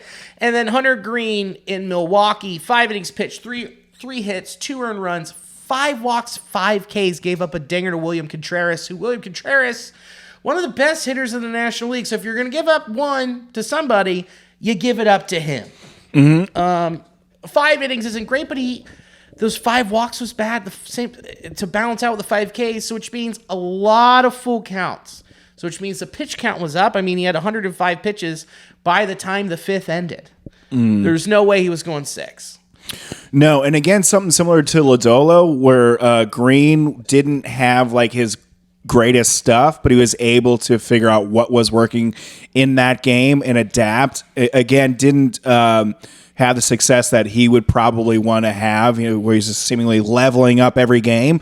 But he did enough to get the Reds in a position to keep this game within a winnable degree. Yeah, and that's exactly what you need from your starters and what they've been doing most of this year. What is encouraging, though, is 14 splitters. I was just going to say that. That's awesome. Mm-hmm. You're really starting to see that mix come through and that he's really confident and trusting it. Yeah, not just the numbers about the frequency of which he's throwing it, but the confidence. It definitely shows on the mound that he's feeling a lot more comfortable throwing that splitter. And it's gross. And a lot more hitters are getting uncomfortable with that. So that's good. It's good. It's just you need him to control his fastball a little bit more. The thing is Milwaukee was so good at spoiling pitches, all the way through that lineup. They kept fouling pitches off, man. Yeah. And it's not like he didn't have an out pitch. It's just like, I'm trying to blow past you. I'm Hunter Green. I have the second highest fastball average velocity in all of the National League. I believe I can throw it by you. And he found out, not exactly with this lineup. No, and I think if I'm remembering correctly, like the first 2 innings that he had, he was like living around the black for the most part, and then started to trickle away a little bit, started to get deeper in those counts, and started kind of, sinking back into the middle. But the first 2 innings, he was really, really good. Yeah. And considering he had 11 whiffs on his fastball, but then he also had 16 fouls off of it. Wow. Which shows you right there, they were just nicking and hoping and chipping away at it. Mm-hmm. Out of the splitters, he had 1 whiff, but 4 fouls, and he got 2 outs off of it. Yeah, that's what you need. Want. Yeah, and it's also about having it be a setup pitch. I mean, typically that's going to be like, a strike pitch, ground out, pop out pitch. But, as long as he's having the confidence with throwing it and can be able to find the zone consistently, that's been the situations where the Reds pitchers, Hunter Green, too, of getting behind in counts and having to work in hitters' counts, that's been like the bugaboo. Yeah. So, but I mean, he did good. Well, also, just in general, the Brewers have been the Reds' bugaboo. Yeah, I will say that. You can say that. Brew Crew Bugaboo. Brew Crew Bugaboo. Oh, that is the name of this episode. Brew Crew Bugaboo. That is beautiful. And then Andrew Abbott followed it up. 5 innings pitched, 3 earned runs, 4 walks, 3 Ks, 3 walks, combined 6 whiffs on 94 pitches. Ugh. Yeah, man. You want to see him like with Hunter, the way he's setting the pace of like leveling up. You want to see it with Abbott, and Abbott has been a pretty consistent guy, but like this is more of like I don't want to call it a step back, but not as good as some of his previous starts that we've seen. No, he's pounding the top of the zone. He's pounding outside and inside. He's pounding high and low with the fastball, which he threw 52 fastballs And then the changeup wasn't really working all that much that day. He got one whiff off of it, and the sweeper, which that is your out pitch when you're a lefty, man. Yeah. And he wasn't getting any out. He got 3 outs with it and threw it 12 times. Got 2 fouls off of it. He threw it in the strike zone 50% of the time. So 6 of the sweepers were in the zone. The other ones were set up to make them swing away. And look, 3 Ks, that means it didn't really work all that great. No, you're hoping that he can find at least one out pitch that isn't that four-seamer. He battles and all that, but this definitely wasn't like, if you're looking to track him like stepping up, this wasn't a situation where, he had a battle for this one. He did. And guess what? Again, a very good offense in Milwaukee. So, and especially on their home turf, 5 innings pitched and 3 earned runs. You still take that. It leaves you in the game. Mm-hmm. It's not elite. But again, we're not asking him to be as the 4 or 5 starter. We're asking him to do exactly what he did.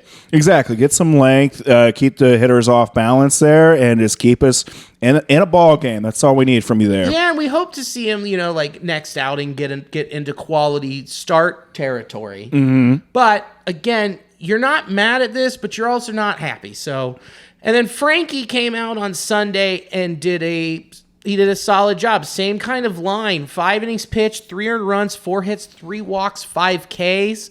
He got 4 whiffs on his splitter. He got 2 whiffs on his fastball.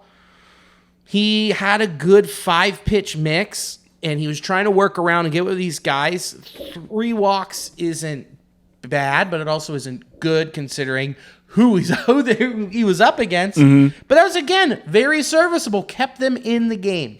For sure. I think with Frankie, it feels like if he can get out of the first inning unscathed and have something good to build off of, because he seems to be a very heady player where it's just like, oh, man, do I not have it? Am I not doing good? And all of a sudden, his pitches start to leak over in the middle, or he's trying to put too much spin on it, and it just kind of floats out there. So Frankie, I think we were still waiting to see, like, what is his what type of pitcher is he going to be for the Reds? Yeah. Because you're exactly right. And if once he gets out of it, or like it almost seems like they know. Like when they know that he doesn't have it that day and he goes out and he throws, 1 2/3. And then all of a sudden it's like, we already have Martinez ready, loosened up, basically using Frankie as an opener, which has happened a couple times this year. Mm-hmm. And we kind of expected, this is what we hoped the floor would be, which is this. And it hasn't been. We were hoping that the ceiling was 2018, 2019 Frankie Muntas. Yeah, I think bare minimum, I was hoping he would be someone that would keep our heart rate low. We knew what we were going to get out of him, a very consistent player.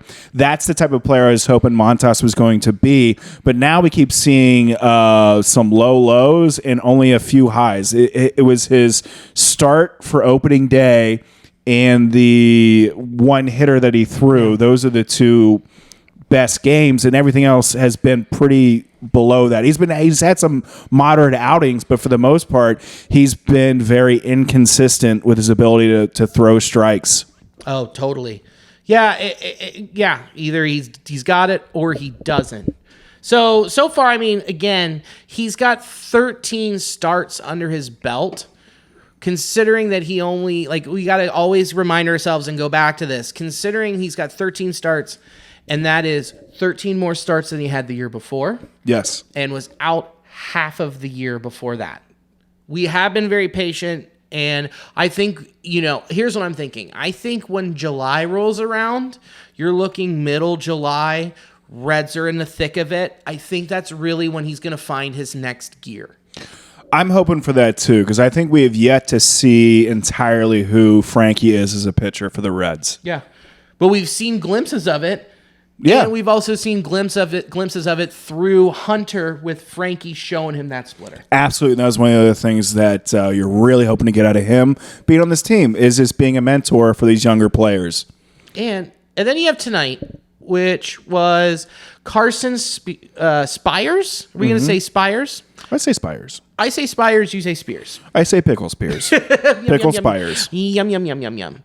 Look, Carson, 6 innings, 7 hits, 4 earned runs, 1 walk, 5 Ks. You take out that first inning where he got hit around a little bit. It was his first full start of the year. He only gives up 1 earned run. Yeah, I think you saw that if you're watching the game, he was kind of rattled, it seemed like. Took him a minute to find the zone. And then after that, he did great. Just gave up the 1 run. Yeah, he was hitting him with, he got that velocity up 97, 98. He was on the edges. And then also what he really did that was so smart was working at the top of the zone and then coming in to righties with the slider. And really snapping it off. And taking advantage of that low strike zone, except for a couple times that we might talk about. Well, Andrew McCutchen, like he had him, I think it was 0-2, had 2 strikes on him where he got calls below the zone. And I understand wanting to go upstairs, trying to get him, changing his eyesight, but it's like, go back down there one more time. See how far down that, strike zone is. And even if you don't get this, who cares? Yeah. Or McCutchen will have to swing at something that's out of the zone and put a bad, swing on the ball. Exactly. So that's what I was wanting, but he left it, just cruised one in the middle. And then same thing with the batter after him, where it was almost like a very similar sequencing of pitches. Yeah. And then because they were getting calls inside, outside, it was a wide zone for a while. It was a wide zone, and then stuff at the top of the zone wasn't getting called for strikes that were clearly strikes. So it was a wide, low zone, which very odd to see, which again helps Skeens tonight. Yeah, it really did. I don't know what you're going to do, especially Candelario had one particular at bat where he had the outside and inside called for strikes that were kind of off the plate. But I don't know, man. Yeah. It was really difficult. Again, no discredit to Skeens. The guy's been a monster. 50 innings pitched, hasn't lost a game, and he has like 48 strikeouts and 7 walks to start his fucking career. He's good at baseball. He's really good at baseball. But what I am saying is wide, bad, low zone. He doesn't need the help. That's what I'm saying. Yeah, he did need it at all. So we'll move on to the pen. Some guys who did not have good weeks. There are some guys who had good weeks. Give it up to Josh Wilson, who helped lock it down when Lucas Sims shit the bed against the Cubs. Justin. What? Justin Wilson. What did I say? Josh. Why did I say Josh? Am I an idiot? No, we know a Josh Wilson. Oh, we do. That's why. Justin Wilson turned around. No earned runs for the week. Sam Maul, no earned runs for the week. Everybody else put up. Alexis Diaz had 1 earned run for the week. Bach, Fernando, Lucas Sims all had 1. Nick Martinez had 3, but that's because he had a rough go of it. And then had a really good outing against Milwaukee over the weekend as well. Okay. You have a back of the bullpen problem at the moment. Okay. You do. Mm-hmm. We've been talking about it. We talked about it at length. It's on the page. This hasn't changed with Lucas Sims. His fastball location is off, his velocity is down, and he's getting worked. Yeah, he's catching a lot of the middle of the plate. Good God. His pitches are looking pretty. Batters aren't wasting any time hitting them. None. Look. I know I'm dissecting 3 1/3 worth of work here. Mm-hmm. But he's also a reliever. This is what happens. This is the nature of that position. You get dissected for the minute times that you come in there. And the big one was, again, a high leverage situation in the 8th. And he shit the bed. You cannot put Lucas Sims in the 8th anymore. I'm starting to buy that. Because at first, when you were showing me those numbers, I was like, well, this is just one of those baseball anomalies. It has no sort of like attachment to reality. But the more and more we're looking at it, the more evidence we see that the 8th, again, a big bugaboo. A real big bugaboo. A Brew Crew bugaboo, but Lucas Sims all the time boo. Yeah, so okay, let's look at it again. Okay. Are you ready? Yeah. I have the Matrix coming. He's got the receipts. I've got my receipts now, okay? And here we go. It should be updated by now. It should be more than that. Unless he gave up that one in... Did Lucas give up that one in the 7th? I was just thinking, like, when you said the 8th, I was like, oh, I thought it was the 7th. However, Billy's got this graph pulled up here that looks like a Venn diagram. Not a Venn diagram. It looks like a Sudoku. Yeah. For runs. I put it in the clip for the last one. I'll put it here again. More editing work. Yay. But worth it. Now that's really going to bother me. I want to say it was the 7th. But regardless, in these high leverage situations, Sims seems to be coming out on the losing end more often than not. His pitches aren't nearly as effective as what they used to be, and I feel like his pitches seem to be catching way more of the middle part of the plate than what they should. I mean, you could see the pitch that he threw the other night, caught pretty much dead center and got jacked out of the park for 3 runs. One of which was attributed to him. I think the other 2 to Muntas. It was the 6th inning. 6th. Which he has now given up 5 runs in the 6th. Again, but another high leverage situation when the game is tied. Yeah, so that is something that is what we need him in there for. And the times that we need him in there for, he's getting the exact opposite results as of late. Actually, more than as of late. It's been going on for a bit now. 1, 2, 3. Oh, they were up. No, yeah, we were up 3-1, and then he gives up that blast. Yep. That was Father's Day. I remember that. New group of people came in the house. Were saying hugs. Like, oh my goodness! I turned. I'm like, what the? God, it's just so infuriating. I'm just, like, the metrics are there, and if I'm seeing this on Baseball Savant. If I'm seeing this, I'm calling it out going, hey, he's not the same.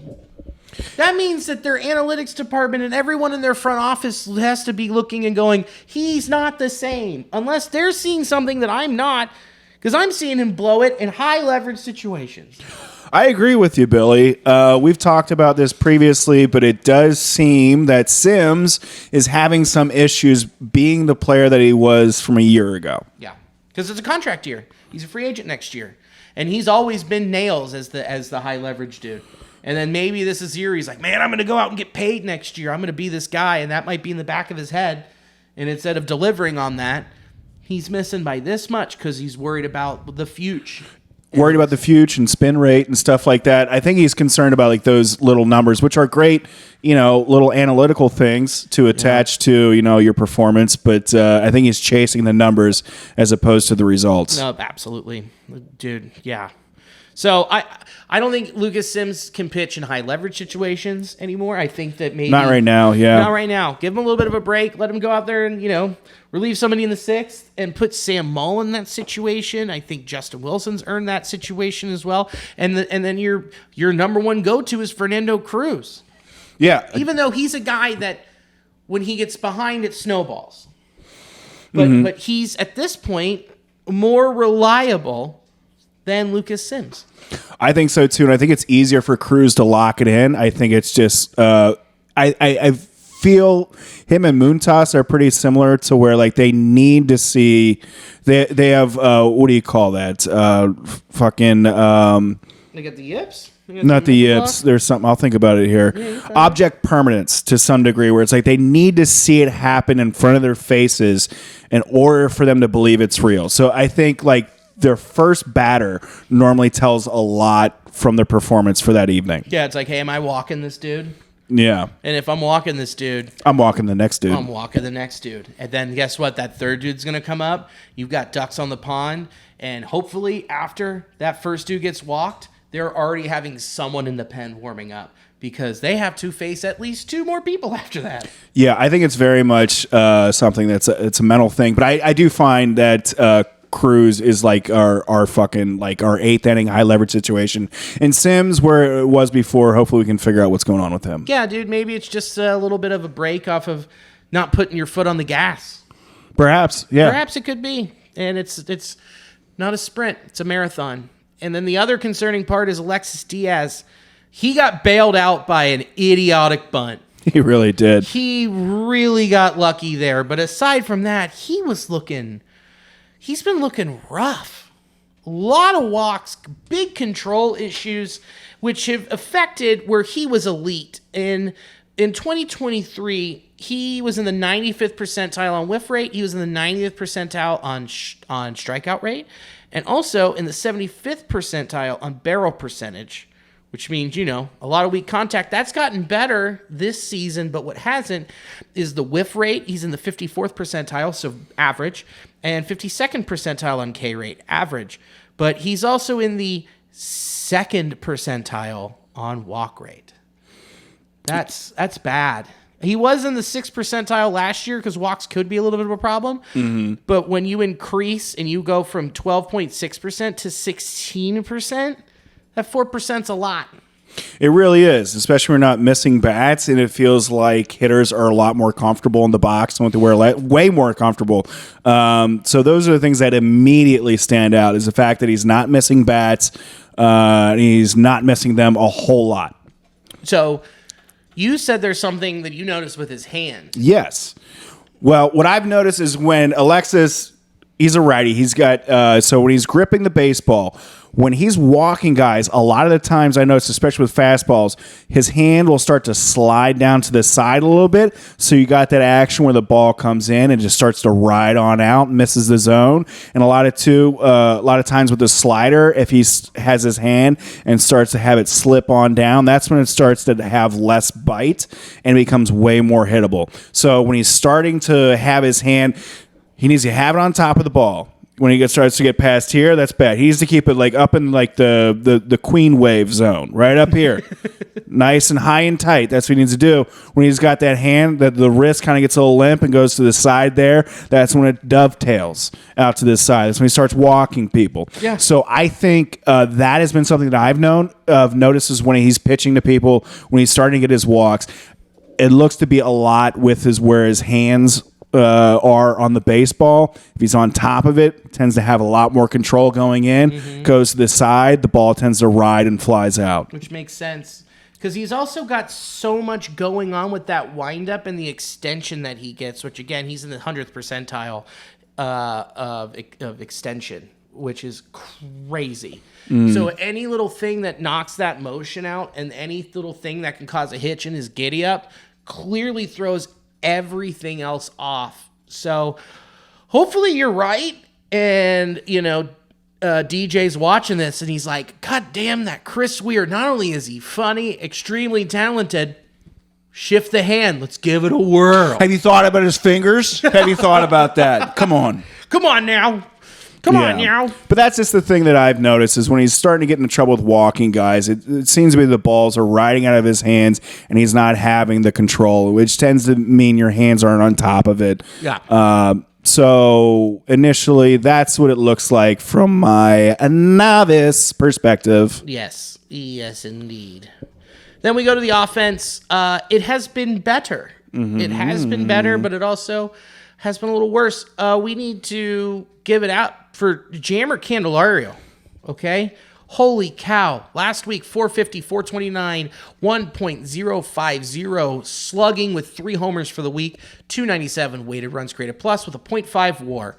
Completely different dude from when we were talking about 3 weeks ago. Absolutely. Candyman getting it. Candyman can, and he gonna do it. Mm-hmm. And it's looking so good, dude. Both sides of the plate. Love it. Dude, he's locked in. Like, it seems like he is, instead of just hacking and thinking, and overthinking it, he's finally looking for his pitch, and he's driving it. And he's ready for it, too. It's like he has a game plan. He goes up there, and he's ready to hit. Yeah, he's ready to go. He's looking for his pitch. He's made his adjustment, which they all say, eventually I'll start hitting. I'll figure it out. He's a vet, and he's doing that and proving that he believed in himself and said, this is what my approach needs to be, and going out there and doing it. And what's going to be interesting to see is what the next adjustment is. Because it looks like he's pounding everything low and high. Like, it's not like, and it's all fastballs. So if you make a mistake with a fastball against him, that's more bound to happen than him just looking for something off speed to pummel. Yeah, I completely agree with that. He's been looking good, but hitting left and right.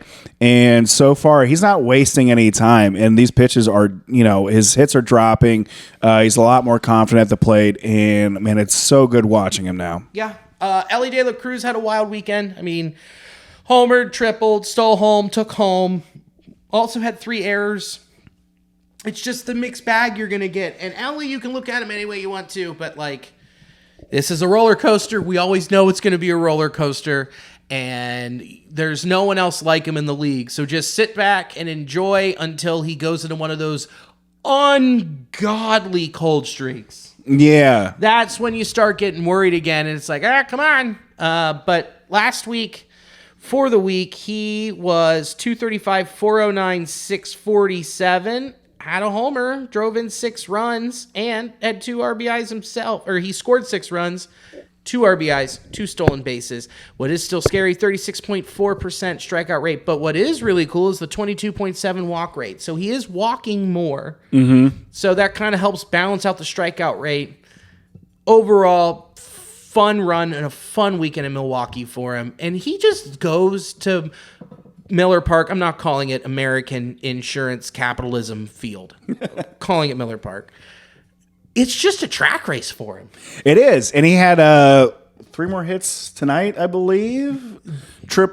What do you have? A single, double, triple? No. Hold on. I can pull up the box score. Something like that. I think he had 2. He went 3 for 4. Yeah, he went 3 for 4 with a double. Okay. Double, 2 singles. Mm-hmm. And did he have a stolen base? No, he got picked off at first. Oh, that was so rough. And he did have a stolen base, though. Yeah, but he was looking a lot more confident at the plate. And speaking of Jamer, who doesn't waste much time swinging at pitches that he likes, it seems like Ellie's having a bit more of a game plan that he feels comfortable with because he's swinging at pitches that you can see his eyes light up. And he hit a splitter that Spears threw, or Spires threw. I say Spires, you say Spears. That's true. No, Skis. I'm sorry. I was thinking Skis. Yeah, I was like, well, that doesn't sound right either. Yeah. Skis threw, and that only a handful of people would put into play, and Ellie did that and dropped it in. So there's that nice progress that you see with him. Like those days where Ellie is just full Ellie and locked in. It's nice. And Skeen's nobody to mess around with, and he was like, stepped up to the occasion, like, I'm gonna hit this guy. I'm gonna take care of business over here. Jake Fraley is hitting the ball over the ballpark. His BABIP shows from last week. His BABIP was 308. I mean, he still doesn't have any power. Yeah, it's kind of weird. I know he lost like 15 pounds or something. Yeah, when he got really sick. So, and it is difficult to try. It's really difficult if you are in a season to try and gain weight because these guys are obviously out there working out and doing all that stuff. So it's not going to be, you're not going to typically gain muscle mid-season. No.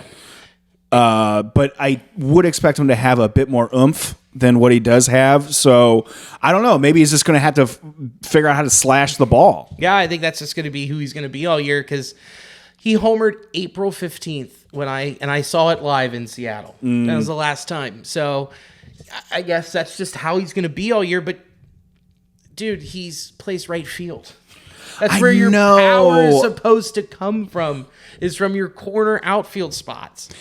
Yeah, it's very hard to deal with that because you really want to have that big bat in the lineup, especially if it's a dude in right field. And Fraley is just not bringing that right now. I still really like Rake. I think he's a fun dude. If he can be the slash hitter, a guy that can just make stuff happen, that'd be great. Yeah. But, I mean, we have a lot of those guys in the team that do it.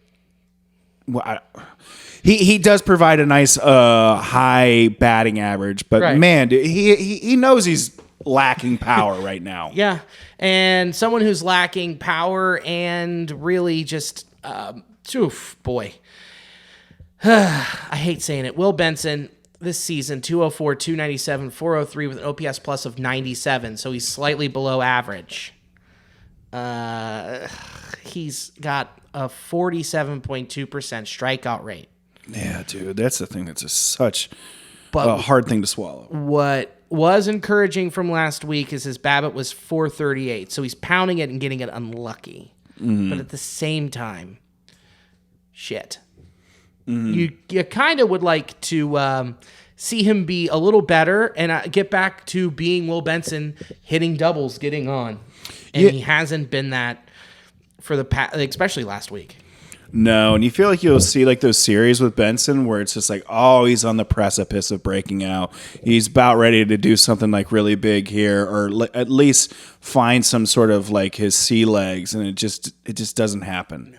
Now, here's a question for you. Mm-hmm. Okay, Noelvi Marte is getting ready in AAA.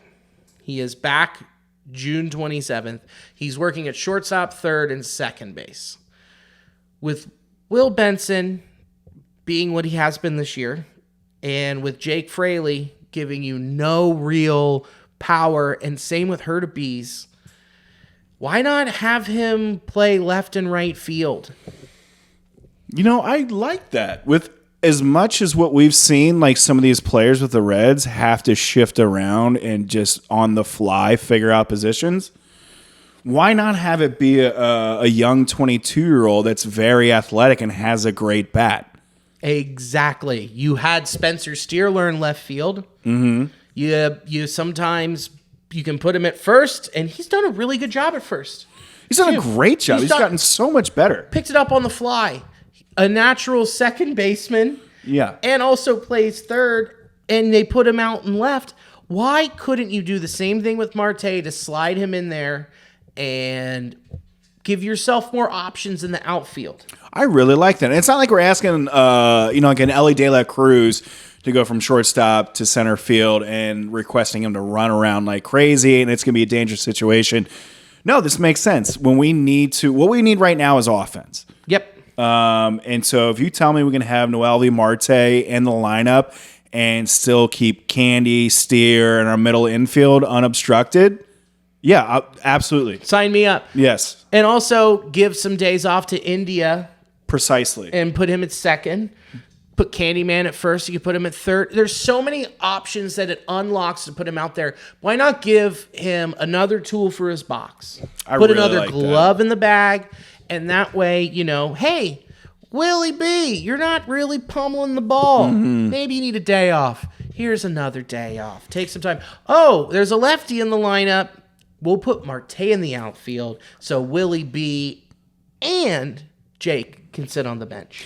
It'd also be a really great marketing thing for him as far as an olive branch to the team in the city if he does, say, pick up some extra workload in the outfield. Yep. And say, like, hey, man, I'm a team player. Look, this is where I'll play wherever I'm needed. And that's what I would do. I get this isn't like you said with putting Ellie in the outfield is absurd because that guy's the future, and he's played a very defensively overall pretty good shortstop. He's had his bumps and he's had his errors and he's had his incidents, but overall, you're leaving Ellie at short. Yes, that's the fuge. You leave him there. Marte, you're trying to get him in wherever he fits. McLean, the second baseman of the future when he gets back, and if he can stay back, that's where you put him. So that leaves you with with Jammer like at first and third and Steer and left and like all these other little pieces. So you go, well, if you want to get ABs and stay up here, gonna need to learn to play left or right. I like that. And left is an easy position to play at Great American Ballpark because Jesse Winker did it, and that gazelle fell over his legs a few times. So that's just what I'm putting out there. I'm putting out in the universe is maybe let Marte. I dig it. Put it out there. We'll put it out there. Let him learn a little bit. So our camera is dying. So we're going to move real quick through this. CES has been moved to the 60-day. He could come off the IL around July 8th. They found a ligament torn on June 11th in that styoid that he had messed up. How concerned are you that he's not going to come back and get that season-ending surgery? Man, I don't know at this point. It just seems to be like such a mixed bag here with CES. I want him to get better. Of course, this is the year where you really hate having to talk about injuries. I don't know. Big question mark with what's going on with that hand. It seemed like there's a lot of stuff that was being kept from us. What is your take? Get the surgery. Do it. You've already got a log jam in the infield, especially with Marte coming back. Get the surgery. Get better for next season. And in the meantime, the Reds can go and get a stopgap with the DH position and first base or something along those lines. So we're not just wasting our time and pussyfooting around. Exactly. We don't have room for it. Go into the deadline with an exact need, and that exact need is an actual DH. I agree. Because then you've got him sitting there waiting. Go get a real DH. Go and trade for JD Martinez. The Mets aren't going to be on this grimace-like tear forever. The Mets are going to suck. So he's on a 1-year deal, expiring contract. Go and trade for him because you didn't sign him in the offseason like I asked you to. So go and get him. Give up some mid-level prospects and move it along because you need that bat. If you want to really chase down the Brewers and get some separation and get to that third wild card spot, you got to have some power, and you're not going to pay for it with money, and it showed last offseason. Here's what they need to do is go and use that capital you have at the farm and go for it. Yeah, and the Mets could use the prospects. The Mets, that's exactly what they want to do. They unloaded at the trade deadline last year. They understand that this is going to be a 2 to 3 year Stearns rebuild. So, go get him. Hell, go get Pete Alonso. Let's have some real fun with it. Get real weird. Throw CES in there and then throw another couple prospects and go get Polar Bear Pete. Oh, man, let's get crazy. Brandon Williamson, he went the non-surgical route, got injections in his left shoulder. He's not going to throw for at least 3 weeks. He has been diagnosed with Bennett lesion on the shoulder. What does that mean? It is an extra-articular posterior ossification associated with posterior labral injury and posterior undersurface rotator cuff damage. So what does that mean? It sucks. That's all that means. I have no fucking clue that. It is not, however, a result of traction stresses in the region of the tricep insertion. So the good news is he got shots, and maybe it works. And if it doesn't, that sucks. Okay. All right. So what is coming up? 2 more at the Pirates. You got Lodolo and Falter going tomorrow. You got Green and Keller on Wednesday. Falter's been up and down. Mitch Keller, pretty good, though. We avoided Jared Jones, so that's a big win on our part. He's another part of the 3 horsemen of the Pittsburgh apocalypse. This is going to be fun. It's going to be so fun. I think that they take tomorrow, and Wednesday's a coin flip. Mitch got rocked at his second to last start, but again, he's pitching at home during the day. And last time that Hunter Green pitched, I forget when he pitched there last year, but I remember the year before when Hunter Green had a no-no going. We might have a good old gentleman's knife fight during the day here Wednesday. Oh, buddy. Here we go. So, yeah, it would be nice to get 2 out of 3 and end the road trip at 500. Then they come home. It's the Beantown invasion. Gross. I can't wait to hear that accent trying to eat Skyline chili. What the fuck is this, bro? Oh, man, this is fucking foul. Friday, Abbott. Saturday, Moontis. Sunday would be Spires again. I say Spires. You say Spears. On Sunday, the Red Sox stole 9 bases against the Yankees. Yoshida's back, and Rafael Devers is a monster. I think, and the rotation's really, really been solid. It's a sneaky, fun weekend. It's going to be more competitive than we think. I really hope they take 2 out of 3, but I wouldn't be surprised if they only get 1 out of the 3. I know it sucks to say it. Yeah, buddy. This is the month we were talking about where hopefully they capitalize on these teams where they can be a lot more competitive with. We'll see. They're going to have their work cut out for them here. It's not going to be a walk in the park. Let's do it. Overall, this has been much better than May. Oh, 100%. Way better than May. So, and then you followed it up with the stinky Pirates back here for 3. And then the weekend after that, a 4-banger in St. Louis. You want to take 2 out of 3 from the Pirates, and you want to go on the road to St. Louis. St. Louis is playing better, but you still want to go out there and hopefully split and get 2 out of 4 from them. Yeah, which I think is very possible.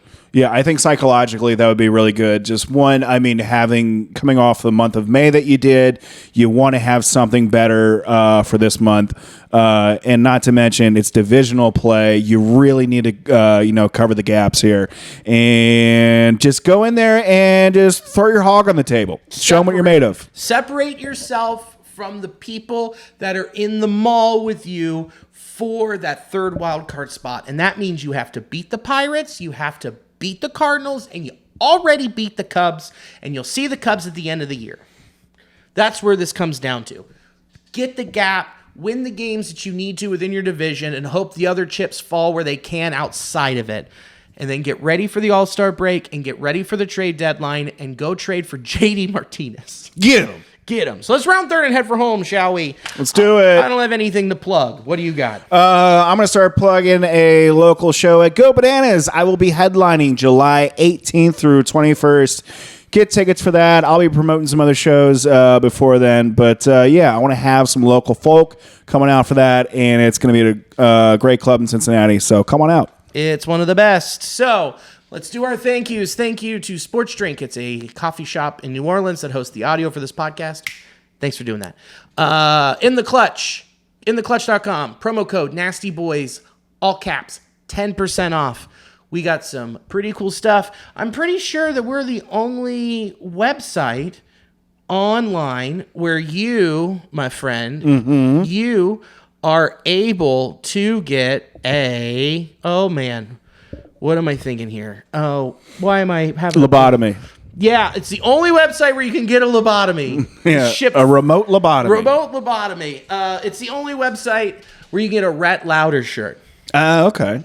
10% off. Promo code NastyBoys. All that good stuff. Thanks for having me back in the Fart Dunge. Hey, anytime, brother. It's been an absolute blast. And thank you for watching and listening. And as always, go Red Legs. Go Red Legs.